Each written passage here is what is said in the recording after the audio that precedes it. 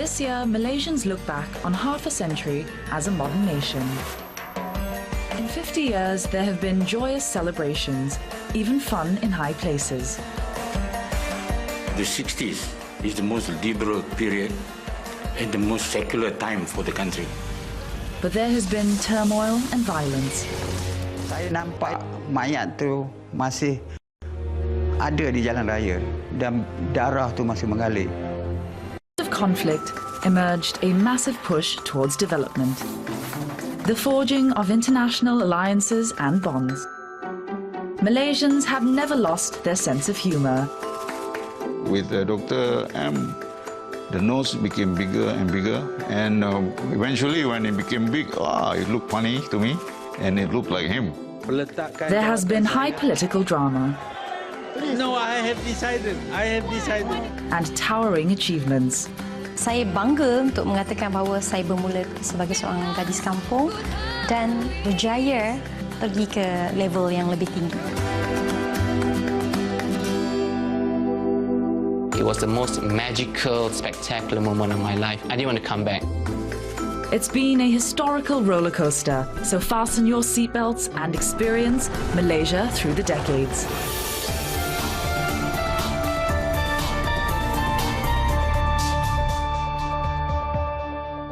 By 1960, Malaya has been an independent nation for just 3 years.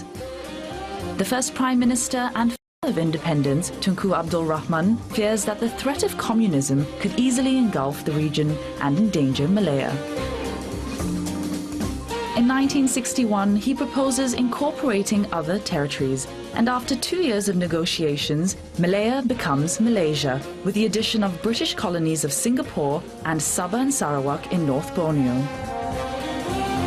On 16th September 1963, hundreds of thousands of people all over the new enlarged nation celebrate the formation of Malaysia. More than 20,000 people gather at the Merdeka Stadium. A flag for an enlarged Malaya was designed years before in 1949. Now, with the formation of Malaysia, it is unfurled at last with new stripes and additional points to the star to represent all the states.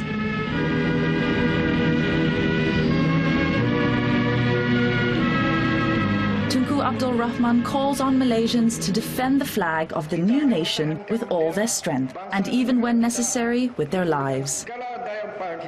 The celebrations are being held concurrently in Kuala Lumpur and in all the states of the new Malaysia. 13-year-old Rosna Aksa, who had won a bravery award the year before, is chosen to release the first of 101 pigeons to symbolize independence and hopes for peace. Saya rasa banggalah saya terpilih tu. Tidak semudah itu ibu saya berkata ini sejarah ni, ada sejarah ni, dia kata pandanglah kepada semua yang ada depan kita.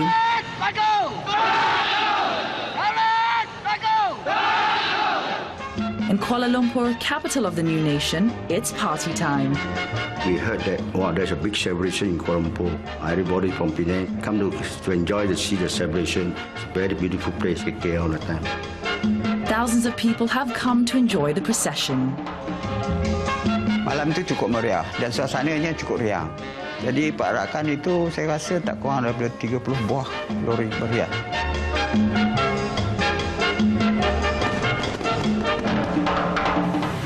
But as the celebrations end, the Tunku faces the wrath of his regional neighbors, Indonesia and the Philippines. Indonesia regarded the whole formation of Malaysia as a neo-colonialist plot, something that the British had concocted with the Tunku, and therefore they opposed the Federation of Malaysia. And as a result, they carried out what was called confrontasi or confrontation. British and Commonwealth troops rallied to Malaysia's defense. Indonesian confrontasi was a serious challenge to the Federation of Malaysia, largely because not only was the Union new, but the country did not have the real capacity to defend itself, as it were. And so during that time, we find that Malaysia relied a lot on the British support for its defense. But despite the threat from her neighbours, the new Malaysia is already moving forward. For the new nation needs new symbols. Just weeks after Malaysia Day, a grand new 18-storey Parliament building in the modern international style is completed. The first session of Parliament is held in the new building on 2nd November 1963. New members of the House of Representatives from Singapore, Sarawak and Sabah are sworn in.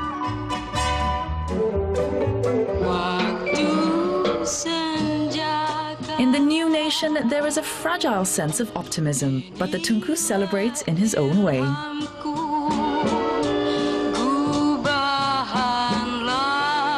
We were able to enjoy life in the sense that there were no inhibition at all. We can do what we want, and we were looking toward the progress of the country. In the 60s, we started with nothing, practically nothing. And so we had to build up this base, infrastructure, financial framework. We don't even have a local bank. We had to put together a public service that can implement things. Another groundbreaking public service is television. Mula-mula TV keluar tu, pukul berapa nak mula tu, kita dah tunggu dah depan tu. Masa itu black and white, hitam putih. Tak ada colour. Oh, seronok. There was only one channel and transmission is for 4 hours. Saya masih ingat televisyen mula-mula masuk, kita sampai sanggup lah. Abang ramai tengok TV rumah orang. Dah siap dah dengan makanan, macam kita pergi tengok wayang lah. And Malaysians could also connect to the wider world at the brand new Subang Airport. Tunku saw Subang Airport as the gateway into Malaysia and for the citizens to finally be connected to the rest of the world. Inside Subang, an impressive concrete structure evoking a forest canopy symbolizes the ambitions of the time. At the end of August, the official opening and a visitors' day is held. A massive traffic jam built up on the approach roads as countless Malaysians clamoured to see the new airport.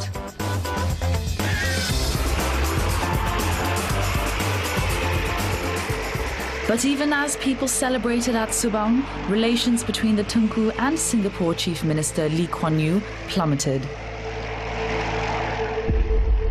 That same month, the Tunku demands a political divorce, and Singapore went its own way. But there was better news on another front. Since the formation of Malaysia, the confrontasi war with Indonesia has sputtered on. But in 1966, with the ousting of Sukarno by General Suharto, the Tunku's Deputy Prime Minister Tun Razak at last signed a peace treaty with Indonesia, bringing confrontasi to an end. With its strong tradition of anti-communism, Malaysia has a key role in the region, a fact acknowledged by President Lyndon Johnson when he visited in 1966. I feel that I know you because Malaysia, like the United States, is a federation of states which were once colonies of Great Britain. And because Malaysia is, like the United States, a nation of many diverse peoples. I have come here to learn from you. I know that your nation is a model of what may be done by determined and farsighted men in Southeast Asia. Such powerful and appreciative visitors showed that Malaysia was becoming an increasingly important player in the international community. But just as the Tunku and Malaysians revelled in their new status, blood flows on the streets of Kuala Lumpur. 1969, May 10th, and Malaysians go to the polls in a general election. 6 years have passed since the Tunku's grand design of a united Malaysia was made real. A lot has changed. When the election results come in, it is immediately clear that the Tunku's Alliance Party has lost ground. Many Chinese Malaysians voted for opposition parties, and when the results come in, some aggressively celebrate their success. These demonstrations anger many Malays. the alliance won, but they won with a lesser majority, and they get very worried about these things. And when they were teased about these things, they responded very violently, and that led to the riots. On 13th May, this frustration spills onto the streets of Kuala Lumpur. Hundreds are killed. Saya nampak mayat tu masih ada di jalan raya dan darah tu masih mengalir. Burning at night, non-stop. Sentu burning, Kampung Baru burning, behind Datuk Keramat all burning. Alarmed and taken by surprise, the government orders around-the-clock curfew throughout the state of Selangor, which at that time still included Kuala Lumpur. Sekarang keadaan darurat, semua sudut rumah harap bertenang, keadaan terkawal. Then on 14th May, a state of emergency is declared. A few days later, on 16th May, Parliament is suspended indefinitely, and Tunku Abdul Rahman sets up a National Operations Council that will rule the country by decree. His deputy Tun Abdul Razak becomes Director of Operations. While there was a government headed by the Tunku Abdul Rahman, there was a separate entity called the NOC, which was the effective government machinery, that control the situation both in security and in non-security terms. The riots have taken the Tunku by surprise. His influence was waning. The year after the riots, the father of independence resigns. His natural successor was his former deputy, Tun Abdul Razak, who was already managing the aftermath of the riots. Backed by a new National Consultative Council, which includes representatives of most of the political parties and communities. For 2 years, the NOC ran the country. But what is remarkable, I think, is that the NOC had a vision or had a plan. They will relinquish control of the country and allow the country to return to the democratic practices that had existed before that. So this was I would say, an interruption. By February 1971, the emergency is over and Tun Razak returns power to Parliament. But Malaysia would never be the same nation again. Although it was a tragedy, we learned a lot. We learned how to handle race relations, and we also learned how to understand the feelings of people and to take into consideration their feelings in order to shape our policies. For Tun Razak, it is essential to come up with a plan that would foster national unity. The new economic policy, or NEP, is launched in June 1971. The 20-year plan has a twofold agenda of poverty eradication and society restructuring. Tun Razak is aware that the biggest hurdle still facing Malaysia is underdevelopment, an old problem that had never been completely solved. 1/2 of the population were classified as poor. 1/2. For the Prime Minister, it was essential first to lift these poorer Malaysians out of poverty. The elimination of poverty regardless of race. This was set out as the first one. Although the NEP was intended to be race-blind and would not favour any one race, the statistical evidence showed that it was Malays who suffered most from poverty and were often trapped in traditional economic roles. Their needs were prioritised. You can identify a person's race from his father's occupation. If you are Indian, your father would work in an estate or at the railways. If your father is Malay, he's a farmer, largely or a civil servant. If you are Chinese, your father will be a professional or a businessman. The Malays were only involved in farming and fishing, and the Chinese doing business, and the Indians in the estate. He tried to break up all these kind of activities. Pelancaran dasar ekonomi baru seperti kita maklum adalah tindakan tegas untuk mengatasi kedua-dua masalah ini dan seterusnya menjaminkan perpaduan rakyat dan kestabilan negara untuk masa hadapan. Tun Razak is at the forefront of the campaign. He galvanizes the Federal Land Development Agency, or FELDA, and travels all over Malaysia to push forward the new policy. He would never sit still, go to the villages and see what the conditions were like, so that he would be able to at least formulate some kind of solution for these people. He wanted to create wealth for the rural Malays. I think that's the most important thing that he did. And that by providing the schemes and the incentives so that the people could strive to do better. But the problem isn't only internal poverty. The Malaysian economy is still dominated by foreign owners, especially British ones. The Malays own 2% of the corporate sector. But at that time, the biggest owners of the corporate sector was not the Chinese. 60% was owned by foreigners. It is time to give the economy back to Malaysians. We decided to buy them back from London. Started with the tin companies, then one by one of all the plantation companies. But Tun Razak wants to make sure that the entire nation benefits. Once they were brought back, we put them under unit trust. So that's what we did. Freed from its former colonial owners, the country's economy surges forward. From the end of the 60s to the end of the 70s, we had unprecedented growth rate because we spent 10 years preparing for it, and we were ready. We just pushed, and it went up. Tun Razak not only hopes to unite the country internally, but to reshape Malaysia's relations with her powerful neighbours. The Malayan Communist Party has been a thorn in the country's flesh for years. In May and June of 1974, Tun Razak flies to Beijing to seek a diplomatic rapprochement with Malayan Communist Party's backers.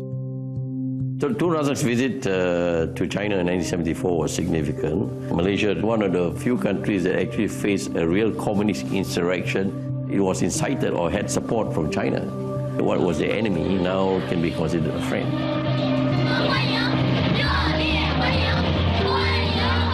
China didn't have many friends at that time.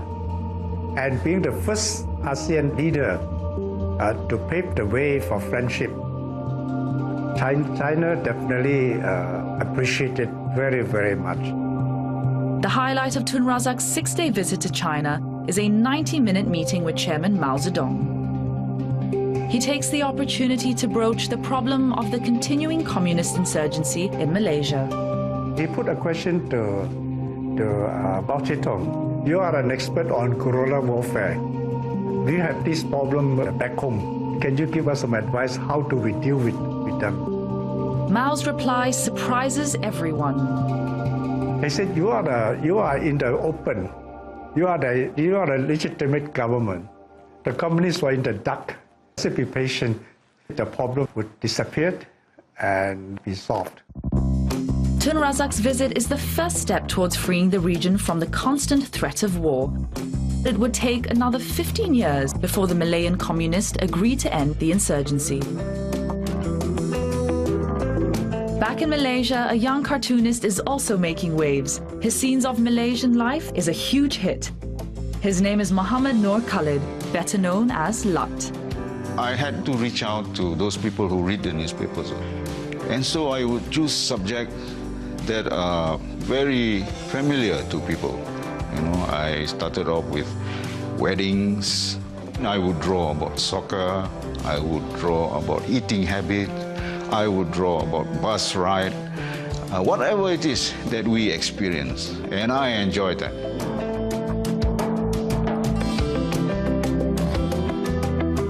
Then in 1975, Lut is on hand for one of the biggest fights of the decade.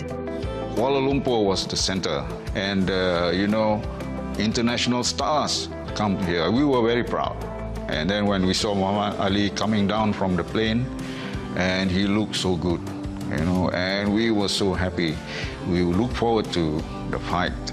I was still a reporter, and I had to cover him too. You know, I went to see where Muhammad Ali was staying. We went to cover 24 hours. In that time, Muhammad Ali was the sportsman, you know. Every time he's got a fight, it was so hype. I stood on the chair while he was passing me. I just tapped on his back. I got sweat on my hands. And I said, "Champ, champ." Then he looked at me. That was the greatest thing for me. The heavyweight champion of the world, Muhammad Ali! Muhammad Ali! Ali! Everyone want to see Muhammad Ali because he's float like a butterfly, he sting like a bee. It's a very sharp punch. The whole crowd there, about 80% support Muhammad Ali. Nobody know about who is Joe Butler. In front of a crowd of 10,000 in Merdeka Stadium, Muhammad Ali charms the crowd. The match is telecast live on national television and brings the nation to a standstill. Unanimous decision for Muhammad Ali! A year later, it is the Prime Minister Tun Razak who loses a long battle with leukemia. His illness is known to few. On 14th January 1976, the Prime Minister dies suddenly in London. He is just 53. There are emotional scenes when the plane carrying his remains lands at Subang Airport. Every one of us were mourning the loss, not only to us but to the country as a whole. Segala sakit yang ada ni dirahsiakan oleh Tun Razak sendiri. Dia tak mau rakyat tahu apa masalah dia. Jadi ini yang menimbulkan rakyat rasa cukup rindu, sayang kepada dia.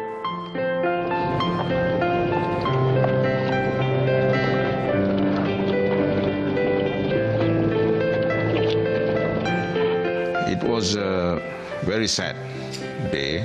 I remember I cried. It was felt by so many. It seems a perilous moment for the still young nation. You always thought your father was going to be around for a long, long time. So when he died, it was a great shock to us. He was much loved, by the people. So that gave us a sense of pride. Under Tun Razak, Malaysia has steadied its course, despite many tribulations. After Tun Razak's sudden death, Hussein On steps in. He had a stern disposition, no nonsense kind of thing. So he just carried on with the kind of things that he didn't want to tinker and change things. Hussein On was preoccupied with improving race relations and is remembered today as the father of unity. He also continued Tun Razak's policy of seeking allies in the region. But the elderly Hussein On serves only 5 years. In 1981, he retires due to ill health. More dramatic changes are now in the making. On's successor is an outspoken former doctor from Kedah, whose political ascent heralds a new era for Malaysia. His name is Mahathir Mohamad. 20 years after the formation of Malaysia, the nation faces a decade of astonishing change under a new Prime Minister. From the start of his tenure, Mahathir challenges Malaysians to embrace the future, a future of hard work. At 3 o'clock, I look out the window, I saw people leaving the office and going home. That is why I decided that we will clock the time that they come in and the time they go off, so that people will give full value to the money we pay them. Saya pun kena buat dulu macam tu. Sebab kadang-kadang ada yang 3 hari tak datang pun ada. Jadi dia kata, datang, ada tadi dia nampak. Cakap aja, tapi tak ada. The Prime Minister is impatient for Malaysia to move ahead. Mahathir's drive is fodder for cartoonist Lut. Initially, he had trouble getting Mahathir's look right. At first, I drew him squarish, His head was squarish, and the nose became bigger and bigger. And eventually, when it became big, it looked funny to me, and it looked like him. Although he's a good-looking man, how can you make his face funny? Some of the people close to him did tell me that he did complain. Why does he draw my nose too big? I say that's my style. But when you look at the drawing, the caricature, who is it? Well, that's Dr. M. Oh, there you are. So yeah, it's one way of my interpretation. One of Dr. Mahathir's primary objectives is to end dependency on the West. Even in the past, Malaya was much closer to Great Britain. Mahathir began to steer a path that seemed to be less, not so close to Britain, but then to develop other kind of relationships. Mahathir introduces a new policy, Look East. The policy was an attempt to emulate the successes of South Korea and Japan in terms of work practices, in terms of their attitudes, in terms of the efforts at modernization. Dr. Mahathir's next big idea is on 4 wheels. He realizes that the motor car can be a symbol of both national pride and progress. Well, many people laugh at the idea that a third world country is going to build a national car, but we have some faith in ourselves. We managed to explain to people. Of course, not many people laugh anymore. In 1982, Mahathir launches the National Car Project, which he hopes will galvanize Malaysia's economy. But Malaysia can't quite go it alone yet, so a deal is brokered with Mitsubishi, the Japanese manufacturing giant. The child of this union is the Proton Saga, launched on 10th July 1985. Ever since Proton was introduced, usage of car has increased very much. The problem is that Malaysia has very few decent roads for the new car owners. The road network is practically unchanged since independence. I used to drive from Singapore to Alor when I was a student, and the roads were terrible, and I thought that we need to improve the roads. Just 1 month after the Proton Saga makes its debut, Dr. Mahathir officially opens the first road link between Penang and the mainland by driving the national car across the new bridge. In less than a decade, the Prime Minister's passion for cars and highways transforms Malaysia. A network of multi-lane highways connects once remote parts of the nation, slashing journey times from Johor Bahru in the south to Dr. Mahathir's hometown of Alor Setar in the north. Other innovative industries also boot up, especially electronics and microchips. Malaysia has become an exporter of high-tech products, not just the old staples of rubber and tin. An Asian tiger has found its roar. This new spirit finds a voice in Sudirman, who becomes famous as the Malaysian Elvis.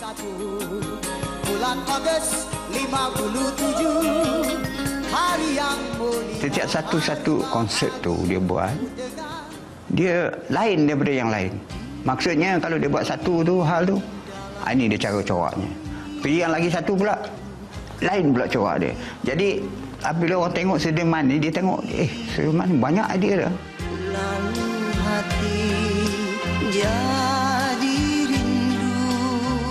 He styled himself. He saw other people, but he would turn it around and make it look uniquely his. On 15th April 1986, Sudirman, at the height of his fame, staged an open-air concert at Chowkit Road in the middle of Kuala Lumpur. Jadi apabila dia bawa ke Chowkit, dia buat lagu Chowkit Road tu, dia pakai pula bendera Malaysia tu berdiri atas itu, orang semua bangga, kagum, cukup meriah. Orang ramai sampai kita nak berjalan pun tak dapat. It's a Monday night. Can you beat that? And you're talking about 100,000 people coming. For the entertainment milestone, that will go down in the annals of our history books. The energy of Sudirman's concerts revealed that Malaysia was changing fast. But what kind of future should this nation embrace? To focus this question, the Prime Minister develops what he calls Vision 2020. He's the father of modern Malaysia, you know what I mean, because he had great ideas for the country. He had a vision of what the country is supposed to be. He wanted Malaysia to be a developed country. Mahathir wants Malaysia to make the leap into economic, scientific and technological modernity, a country with a new level of sophistication while preserving Asian values. One of the first expressions of this commitment to the future is the launch of Miasat in 1996. Malaysia takes a giant leap forward in the field of regional and global telecommunications. Astro, a new pay television service, starts broadcasting with 22 television stations. Today, it has more than 150. Like Tunku Abdul Rahman in 1963, but on a much grander scale, Mahathir calls for new buildings and monuments to symbolize the new Malaysian tiger. They are not just symbols, they are really necessities. And that is why we spend quite a lot of money building needed infrastructure, new ports, new airports, new highways, power supply and the like. And they were built big because all were planned for the future, not just for the present. But the most iconic new building of this new era rises from the very heart of Kuala Lumpur. The Twin Towers is designed by skyscraper specialist Caesar Pelli, but the Prime Minister is closely involved right from the beginning. The Petronas Twin Towers was a huge icon for Kuala Lumpur. Not only internally, where people felt that it was a new phase of development, but being the world's tallest towers at that time, it brought to attention architecture in Malaysia for the global audience. It looked like rockets, you know. And I could always create some, stories about that with the Prime Minister there looking at and asking what happens if there's a congestion, traffic congestion, what can we do? So he just pressed one button and up flew the Twin Towers. Today, the Petronas Twin Towers are the most celebrated and familiar symbol of Malaysia. But as the towers near completion, thunderclouds gather over the overheated economies of Southeast Asia.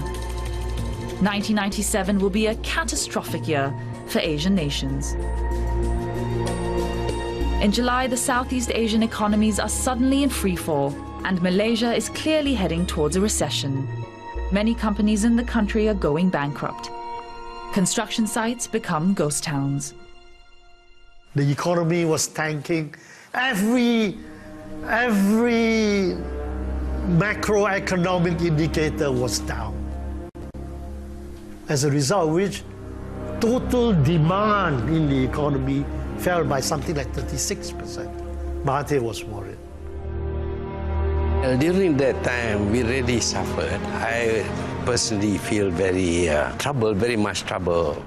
Worse is to come in the shape of a currency crisis.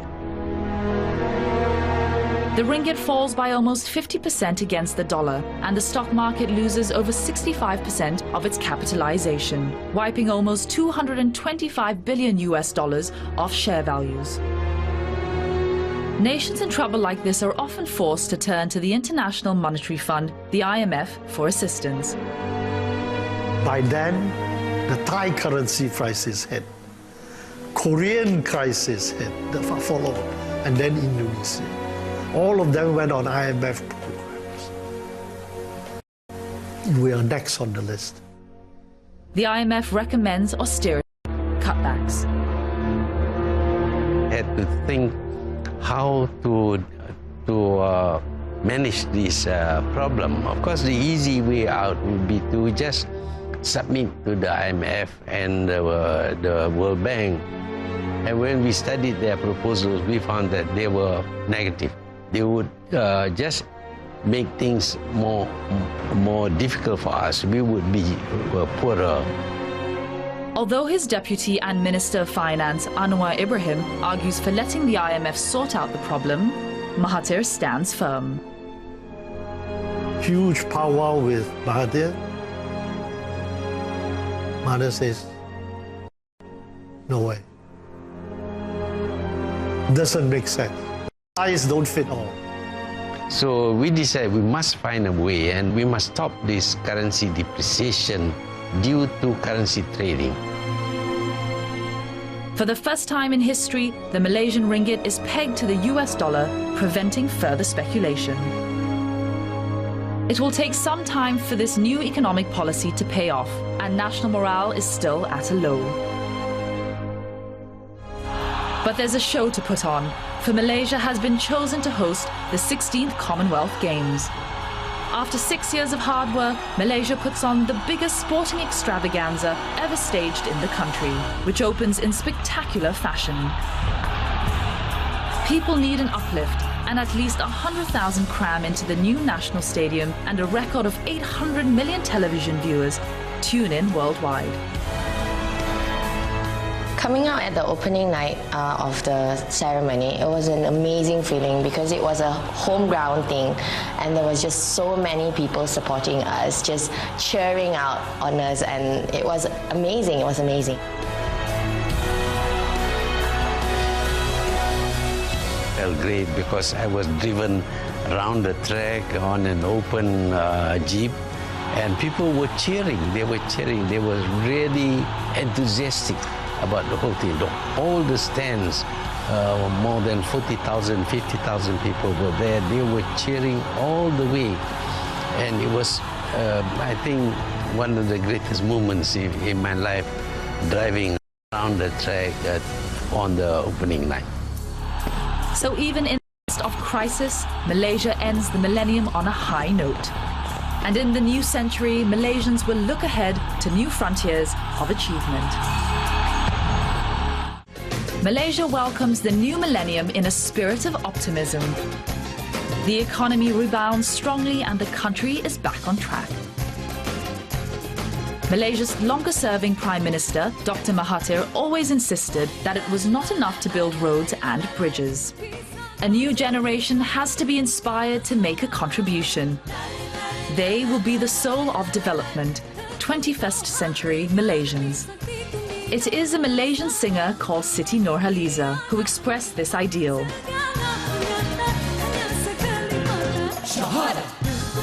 A kampung girl, Siti launched her career in 1996 and has since won countless awards. Saya tak sangka penerimaan masyarakat begitu baik terhadap saya dan saya bersyukur perjalanan saya begitu baik sekali. Saya menang dari tahun ke tahun sehinggalah sekarang saya masih diterima oleh peminat dan juga seluruh pencinta muzik tanah air. Siti has not just made waves as a singer, she is also a businesswoman and entrepreneur. She is the spirit of a fast-developing Asian nation. Saya bangga untuk mengatakan bahawa saya bermula sebagai seorang gadis kampung dan berjaya membawa nama Malaysia ke luar negara, dan kini saya ingin mengajak lebih ramai lagi wanita di luar sana ataupun mereka yang berasal dari desa untuk berjaya dan pergi ke level yang lebih tinggi. But in June 2002, there's a fresh shock. After 22 years in office, Dr. Mahathir unexpectedly announces his resignation. Saya ingin mengambil kesempatan ini untuk mengumumkan satu, peletakan jawatan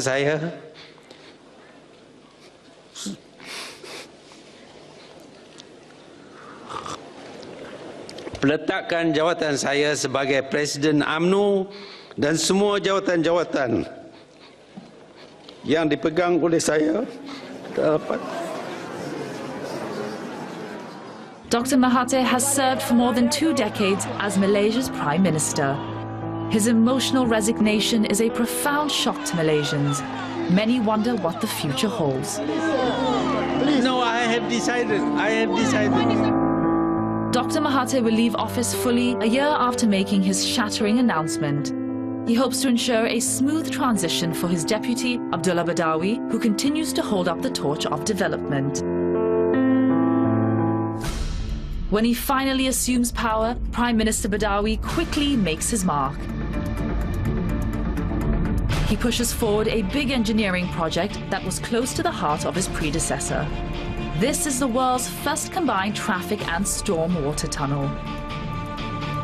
Drilled through some of the most difficult underground terrain in the world, the tunnel is a first megastructure of its kind. The completed smart tunnel is a triumph for a new generation of Malaysian engineers. And it is not surprising that some Malaysians are confident enough to reach for the stars. Every child dreams of wanting to go to space. I remember at that time when I was about 10 years old, I remember looking up to the stars, looking up to the skies, wanting to know what is life out there. In 2007, space becomes the next frontier for Malaysia. After successfully completing his training at Star City in Moscow, Surgeon Sheikh Muzaffar is selected as a fully fledged cosmonaut. He takes his place on the Soyuz TMA-11 mission to the International Space Station. I was in space on the 10th of October 2007. It was the most magical, spectacular moment of my life. I didn't want to come back. I wish I could stay much, much longer in space. It was the best moment of my life. Sheikh Muzaffar is not a space tourist. On board the ISS, he carries out important medical research. But what he remembers best today is the mind-expanding experience of space, the final frontier. Most of the time when people go to sleep, I would quietly sneak up and from my bed and go to the window, just sitting there, just looking at outside through the window and seeing how beautiful it is, looking up to how small and how tiny the earth is. I get goosebumps. All my hair, my body all goes up. My heart doesn't beat, my eyes doesn't blink, looking at how beautiful, how magical the earth is. And it made you realize that we are actually insignificant. We live in a very small, tiny earth. And it's very important for you to see the greater picture. I do hope that Malaysia will have more astronauts as time goes by. More recently, singer Yuna is making waves in the independent music scenes in the United States with her sultry jazz-influenced style. I was always looking for that opportunity overseas. In America, people are curious about where you're from, so I enjoy educating people about oh, I'm Malaysian, and they're like, wow, that sounds so magical, where is that? Yuna writes and sings in Malay and English and has captured a huge international audience. Maybe my music could mean something to people out there. Maybe they could relate to this Malaysian girl, that would be so cool. A recent high point for Yuna is performing on The Tonight Show with Jay Leno in America. It was, me being a little bit panicky and nervous about being on Jay Leno. It was because I knew that, oh, okay, it's finally happening for me. So, yeah, it was a lot of fun. In 2009, as the world starts listening to Yuna, Malaysia has a new Prime Minister, Dato Sri Najib Razak. He follows in his father Tun Razak's footsteps to push Malaysia further into the 21st century. I had to bear in mind that I was carrying a heavy responsibility. I didn't want to let down my father's memories, but I felt I could continue. I was prepared to make that contribution. Malaysia is still a youthful nation, and the journey has just begun. Since its foundation, Malaysia has struggled to weave an intricate tapestry of ethnicities and ways of life. But diversity is the foundation of the nation's future. Negara itu kekuatannya adalah kerana rakyatnya juga.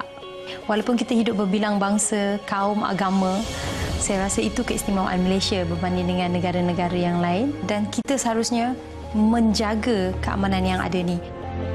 If you compare to when we started and where we are today, over the last 50 years, the journey has been quite remarkable, especially if you consider things that could have gone wrong. All Malaysians have a hand in the future. It's Malaysia. It is really special. Young people must get together and get to know each other and learn from each other. It's a long journey, it's a process, but we must continue that. And we must make it even better. My generation must make it better than previous generation, and likewise, the next generation must take it to greater heights.